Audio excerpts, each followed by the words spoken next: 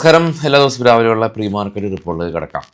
25,875 ഇപ്പോൾ Nifty close ചെയ്ത് നിൽക്കുന്നുണ്ട്. വീണ്ടും 26,000 മറികടക്കുമോ എന്നുള്ളതാണ് നിക്ഷേപകർ കാത്തു നിൽക്കുന്നത്. പ്രധാനമായിട്ടും ബീഹാർ ഇലക്ഷൻ എക്സിറ്റ് പോൾ ഫലങ്ങൾ NDAക്ക് അനുകൂലമായ രീതിയിലാണ് ഉള്ളത്. കൂടാതെ ഇന്നലെ നമുക്ക് ഇൻഫ്ലേഷൻ ഡേറ്റ ഉണ്ടായിരുന്നു. ഇൻഫ്ലേഷൻ ഡേറ്റ ഇപ്പോൾ നമുക്ക് വന്നിരിക്കുന്നത് RBIയുടെ ടാർഗറ്റിൻ്റെ ഒക്കെ അടുത്ത് തന്നെയാണ്. 10-year ലോ ആണ് ഇപ്പോൾ ഇൻഫ്ലേഷൻ പണപ്പെരുപ്പ നിരക്കുള്ളത്. 0.25% ഒരു ഫോൾ ഉണ്ടായി. മാർക്കറ്റിന് അനുകൂലമായ രീതിയിൽ വന്നു. എന്നാൽ അനുകൂലമാകേണ്ട പ്രധാന പാർട്ടിസിപ്പൻ്റ് ആയിട്ടുള്ള FIIs ഇന്നലെ 1,750 കോടി രൂപയ്ക്ക് സെല്ല് നടത്തി. അങ്ങനെ ഈ നവംബർ മാസം FIIസിൻ്റെ ഭാഗത്ത് നിന്ന് 8,300 കോടി രൂപയുടെ നെറ്റ് സെല്ലാണ് ഇപ്പോൾ നിലവിൽ റിപ്പോർട്ട് ചെയ്തിട്ടുള്ളത്. നമ്മൾ മാർക്കറ്റ് ക്ലോസ് ചെയ്തതിന് ശേഷം ഗ്ലോബലി പ്രശ്നങ്ങളൊന്നും തന്നെ ഇല്ല. കാണാം, നാസ്ഡാക്ക് ഒരു 0.28% ഒരു ഫോള് നടത്തിയപ്പോൾ ഡോ 0.68% ഒരു പ്ലസ്സിലാണ്.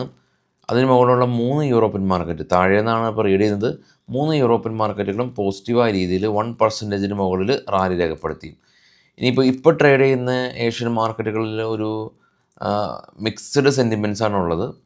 പൊതുവേ ഓസ്ട്രേലിയയും ചൈനയും എല്ലാം തന്നെ ഒരു ഫ്ലാറ്റായ രീതിയിൽ. ബിറ്റ്കോയിനും ഇപ്പോൾ ഏകദേശം ഒരു $1,000 ഇടിവ് രേഖപ്പെടുത്തുന്നുണ്ട്. ഗോൾഡ് 62 അല്ല, ഗോൾഡ് ഒരു $8 മാത്രം ഒരു പ്രോഫിറ്റ് ബുക്കിംഗ് കാണുന്നുണ്ട്. ഏറ്റവും ടോപ്പിലേക്ക് നോക്കുകയാണെങ്കിൽ ഈ ഗിഫ്റ്റ് നിഫ്റ്റിയിൽ വലിയ മാറ്റങ്ങളൊന്നും തന്നെ ഇല്ല. ഡോ ഫ്യൂച്ചർ ട്രേഡ് ചെയ്യുന്നത് ഇപ്പോൾ പ്ലസ്സിൽ തന്നെയാണ്.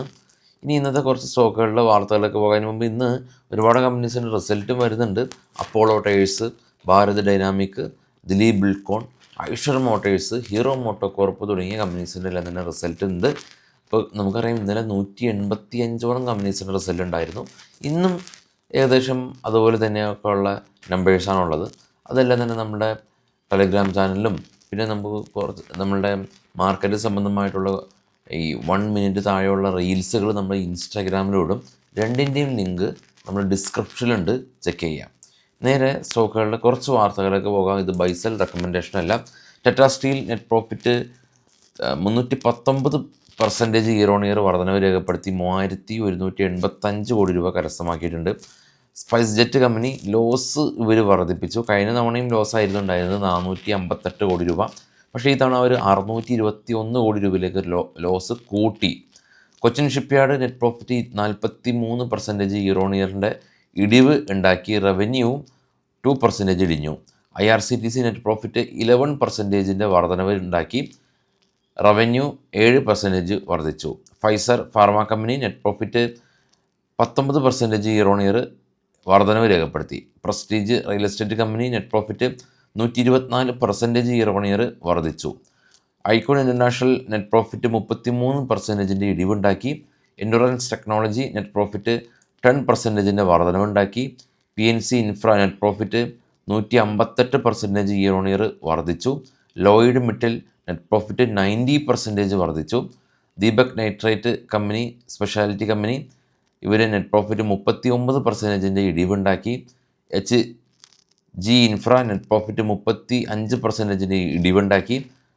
ഗാന്ധായി ഓയിൽ കമ്പനി 26 കോടി രൂപയിൽ നിന്ന് 36 കോടി രൂപയിലേക്ക് പ്രോഫിറ്റ് ഉയർത്തി.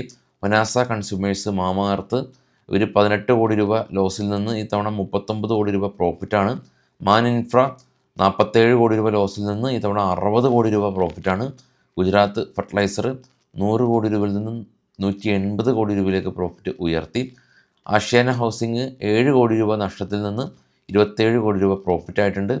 കെയർ റൈറ്റിംഗ് 46 കോടി രൂപയിൽ നിന്ന് 56 കോടി രൂപയിലേക്ക് പ്രോഫിറ്റ് ഉയർത്തി. കുപ്പിഡ് കമ്പനി 10 കോടി രൂപയിൽ നിന്ന് 24 കോടി രൂപയിലേക്ക് പ്രോഫിറ്റ് ഉയർത്തി എന്നുള്ളതാണ് ഇപ്പോൾ ന്യൂസുകൾ. വൈകിട്ട് 7 മണിക്ക് പോസ്റ്റ് മാർക്കറ്റ് ന്യൂസായിട്ടൊക്കെ നമുക്കെത്താം. എല്ലാവർക്കും വീണ്ടും ഒരു ശുഭദിനം. Thank you.